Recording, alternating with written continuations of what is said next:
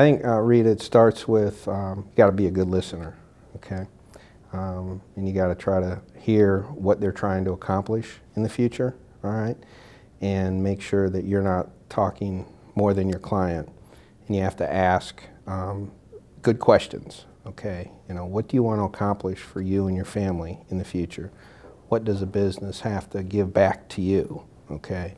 What are you willing to do and willing and not willing to do? So I think it's just you know, trying to get to know them on a lower level and build a platform, and each time you talk to them you kind of build onto that platform from what you've learned before and take good notes and repeat back to them to make sure that you've understood correctly what you've heard before.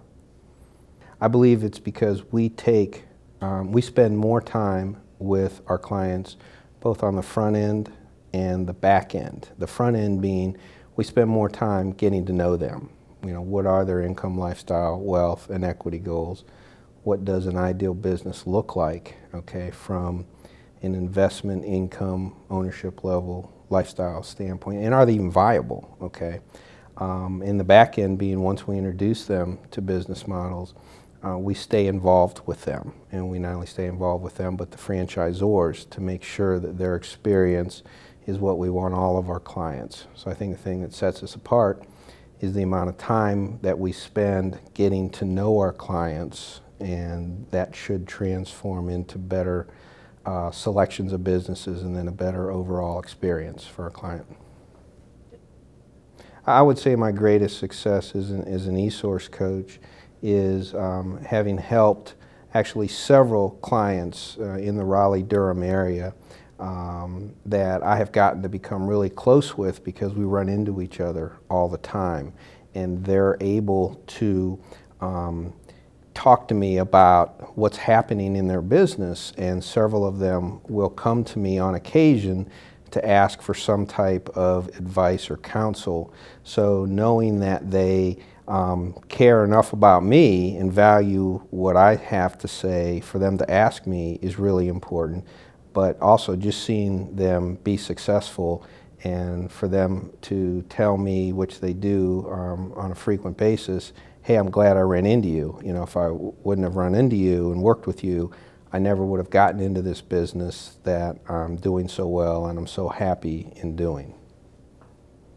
I think on a local level, I've done a lot of work with the faith-based professionals in transition groups that have sprung up.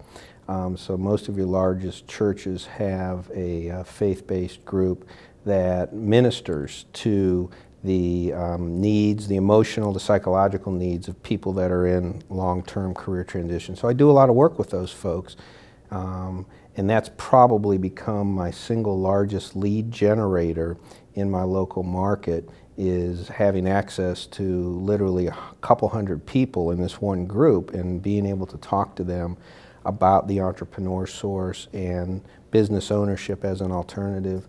Also do a lot of work with outplacement firms, career counselors, recruiters, okay, who come into contact with people in their database that after they've worked with them for a long period of time may have reached a point where, you know, maybe they've been trying to find this person employment for 2 years and it's not happening. So then they will say, okay, why don't you have a conversation with Dan about you know, about business ownership. So those are a couple of examples of some lead generation methods that have worked out well for me. So I started my practice in October of 2008. So I'm just finishing my 4th year. I've loved it. I wish I would have found the entrepreneur source maybe 5, maybe 10 years ago, okay?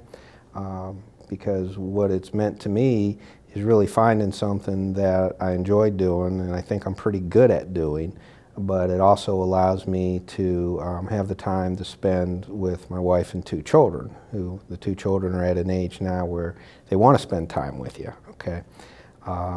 In the beginning, yeah, sure, it was a little bit tough, okay? I had to learn a new trade, but I had a great regional developer, a good network of coaches that, you know, kept cheering me on and say, okay, just keep making your dials, keep going out and building your relationships and expanding your circle of influence, keep following the system basically, and things will start to happen. And about 5 months, things did start to happen. Made my first placement in month 5. And each year has gotten a little bit better. And just recently, I'm pretty proud of taking on a business associate, a business partner, who is very interested in becoming successful and has seen what I've been doing and some of the success that I've had. So I'm excited to kind of grow my business a little bit by having this associate with me.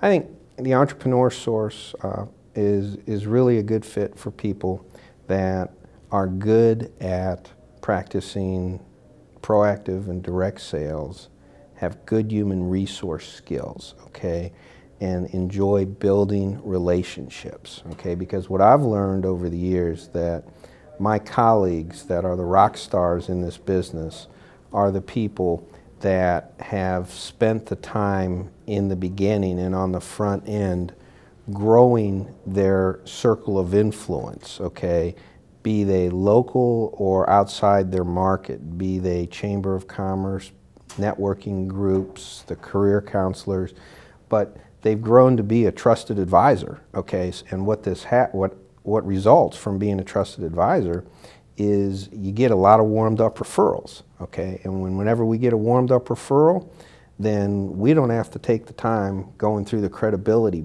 building stage, which may or may not happen. The credibility's already